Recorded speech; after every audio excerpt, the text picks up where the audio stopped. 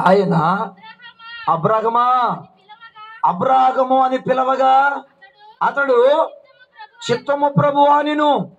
అప్పుడు ఆయన తల పైకెత్తాల. అప్పుడు ఆయన నీకు ఒక్కడయ్యున్న నీ కుమారుని అనగా నీవు ప్రేమించుచున్న ఇస్సాకుని తీసుకొని అదిగో మోరియా దేశానికి వెళ్ళు, అక్కడ నేను నీకు చూపించుచున్న పర్వతములలో ఒక దాని మీద దహన బలిగా నీ కొడుకుని అర్పించు. ఎంత పరీక్ష చూడండి. అర్థమైందమ్మా భారతమ్మ? ఇప్పుడు దేవుడు అబ్రాహామును ఏం చేశాడంట? పరీక్షించాడు, పరిశోధించాడు. మరలా చెప్తున్నా, అబ్రాహాము మనలాంటోడు కాదు. దేవుడికి ఇష్టానుసారుడు, ముఖీముఖగా దేవుడితో మాట్లాడేవాడు అబ్రాహాము. అంటే అంత గొప్ప దైవజనుడు. ఇప్పుడు అబ్రాహామునంట దేవుడు పరీక్షించాడంట. ఏ రూపంలో పరీక్షించాడు? ఇప్పుడు దేవుడు మాట్లాడుతున్నాడు. ఎవరితో? అబ్రాహాముతో. ఏమని? అబ్రాహామా అన్నాడు. వెంటనే అబ్రాహాము ఏమన్నాడు? చిత్తమయ్యా చెప్పు అన్నాడు. వెంటనే దేవుడు ఏమన్నాడు?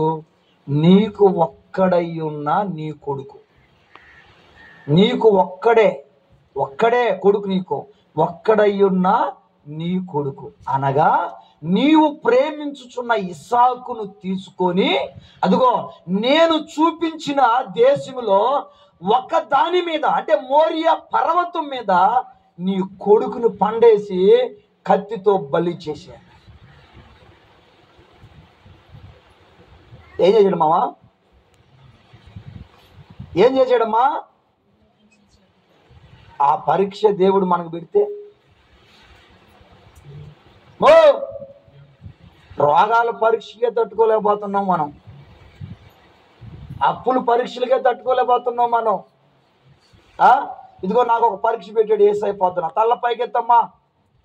ఉదయం లేచానా, బైబిల్ చేతపట్టుకున్నా, వాక్యం రాసుకోవాలి కదా, ప్రార్థన చేసుకోవాలి కదా. ఆ శేఖర్తో లేచి మా ఇంట్లో పెద్ద బాక్సులు ఉన్నాయి, ఆ బాక్సులకు ఆనుకొని బైబిల్ ఓపెన్ చేసా. నిద్ర లేచిన ఆ సందర్భం కదా, ఒకసారి ఆవులింపు వచ్చింది. ఆనగాని ఏడబట్టేసింది, చెప్పి కదలనీట్లా మెదలనీట్లా. ఇప్పుడు ఏడబట్టేసింది భుజం కాడ, కదలనీట్లా మెదలనీట్లా. పరీక్ష. ఇప్పుడు అబ్రాహాముకి ఏ పరీక్ష పెట్టాడు? అయ్యా ఈనాలు ఇర్మియా, నీకు ఒక్కడయ్యున్న నీ కుమారుడు అనగా ఇస్సాకును తీసుకొని మోరియా పర్వతం మీదకి వెళ్ళి అక్కడ కట్లు పేర్చి ఆ కట్ల మీద నీ కొడుకును పండేసి కత్తి తీసుకొని కత్తితో నరకాల. మనమైతే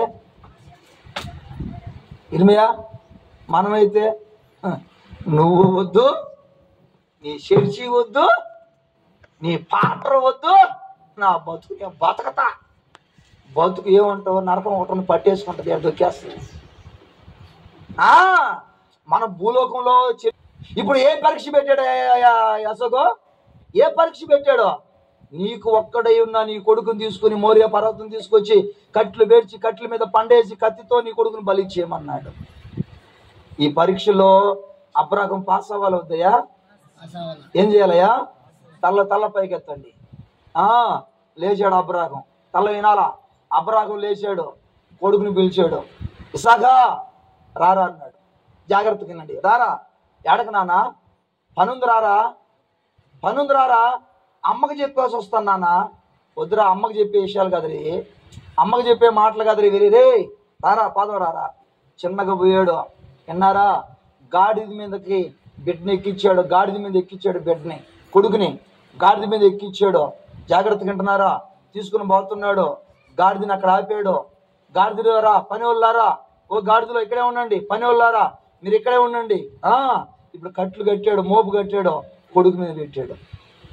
మోపు కట్టాడు, కట్లు మోపు కట్టాడు, కొడుకు మీద పెట్టాడు. పర్వతం మీదకి ఎక్కి తీసుకుని పోతున్నాడు కొడుకుని.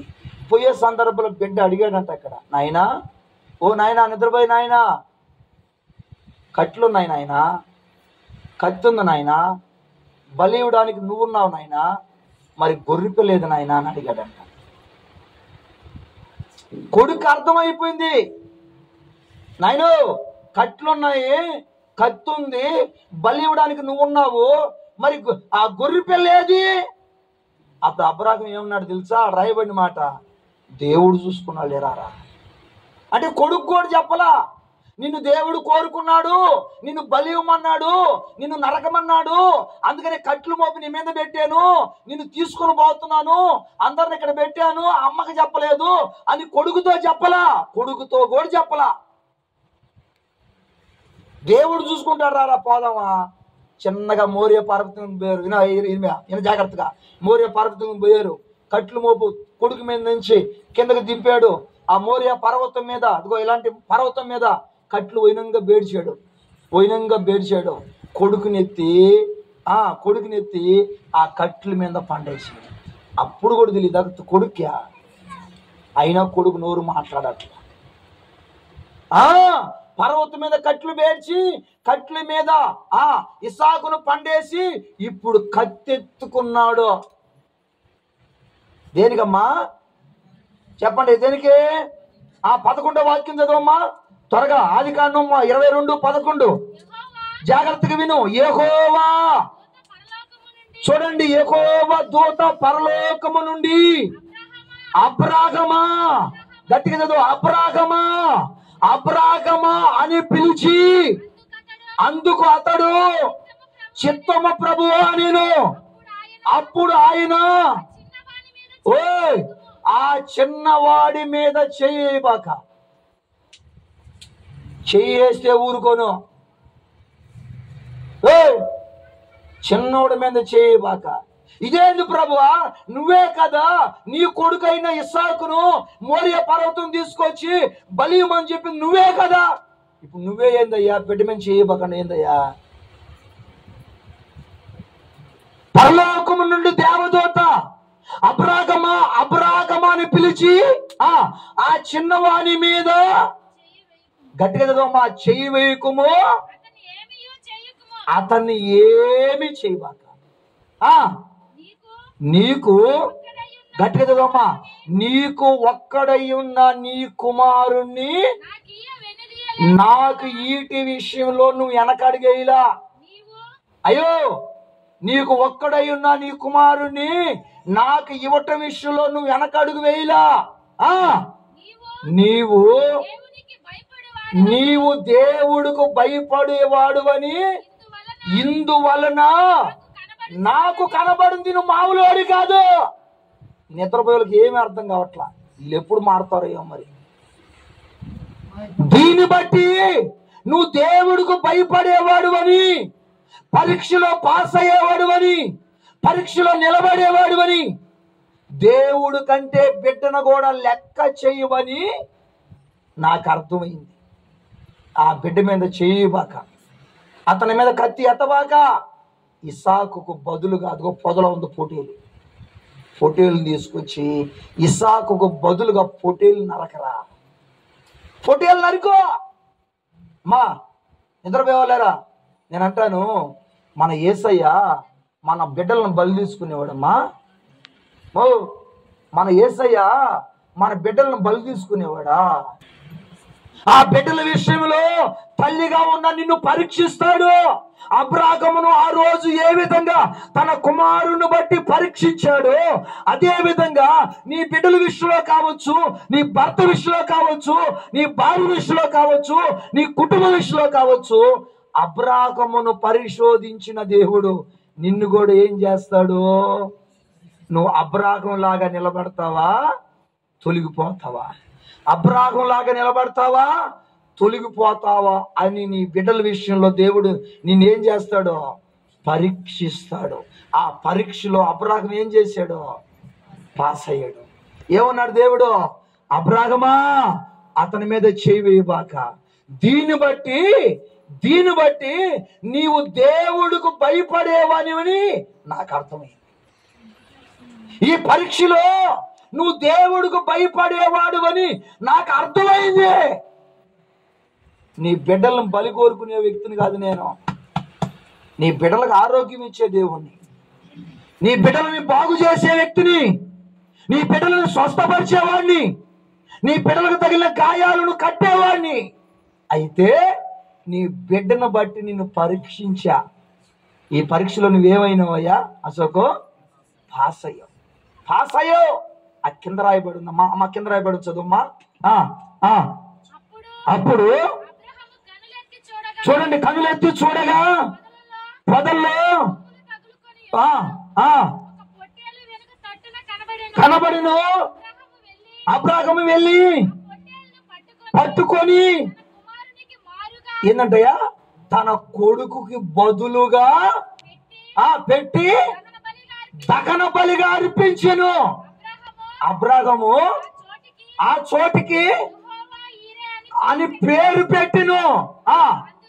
అందుచేత అయ్యా అందుచేత యెహోవా పర్వతము మీద చూచుకునని చెప్పబడిను. యెహోవా దూత రెండవ మారు పరలోకము నుండి అబ్రాహాముని పిలిచి ఇట్లా నేను ఏమన్నాడు? ఏమన్నాడు? నీవు వినయ్యా, నీవు నీకు ఒక్కడై ఉన్న నీ కుమారుని వెనక తీయలేదు కనుక ఆ కార్యము చేసినందున ఏం చేస్తాడంటయ్యా? దేని బట్టి ఆశీర్వదిస్తాడంటయ్యా? పరీక్షలో పాస్ అయ్యావు గనక, నీవు నీ కొడుకుని నాకు ఇవ్వడానికి వెనకాలేదు గనక, పరీక్షలో నిలబడ్డావు గనక, నీ కొడుకు కంటే నన్ను ఎక్కువగా ప్రేమించావు గనక రెండవ మారు దేవదూత అబ్రాహాముని పిలిచి అబ్రాహాము ఏమన్నాడు చదవమ్మా? నిన్ను ఆశీర్వదించి చూడ ఎలీషాకి అర్థం కావట్లా. ఆశీర్వదించి ఆకాశపు నక్షత్రముల వలె సముద్రము తీరములో ఉన్న ఇసుక రేణుల వలె నీ సంతానమును నిశ్చయముగా నేను విస్తరింపచేసేదను. చప్పట్లు కొట్టు గట్టిగా, అందరు కలిసి కొట్టండి గట్టిగా. హల్లెలూయా, హల్లెలూయా, చెప్పండి గట్టిగా. హల్లెలూయా, హల్లెలూయా, హల్లెలూయా. అయ్యా పాస్ అయిన వ్యక్తికి ఏమొస్తుంది? జాబ్ వస్తుంది. పాస్ అయిన వ్యక్తికి ఏమొస్తుంది? ఉద్యోగం వస్తుంది. ఇప్పుడు నీకు ఉద్యోగం వచ్చిందా లేదా? ఏ ఉద్యోగం అది?